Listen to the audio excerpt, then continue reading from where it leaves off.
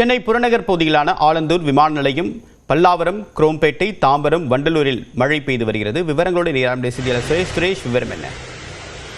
அதாவது கடந்த 3 நாட்களுக்கு முன்பு சென்னை மற்றும் புறநகர பகுதியில் கனமழையானது விட்டு பெய்த நிலையில் தாழ்வான பகுதி மழைநீர் தேங்கி வாகன ஓட்டிகள் பொதுமக்கள் மிகவும் அவதியடைந்தனர். அதன் பிறகு தேங்கிய மழைநீரை மாநகராட்சி ஊழியர்கள் அப்புறப்படுத்தும் பணியில் ஈடுபட்டு முற்றிலும் அப்புறப்படுத்தினர். அதன் பிறகு நேற்று மழையின் ஓரளவு ஓய்ந்த நிலையில் இன்று காலையிலிருந்து சென்னை புறநகர் பகுதியான ஆலந்தூர் விமான நிலையம், பல்லாவரம், குரோம்பேட், முடிச்சூர் அதன் சுற்றுவட்டார பகுதியில் காலையிலிருந்து விட்டு கனமழையாக பெய்து வருகிறது.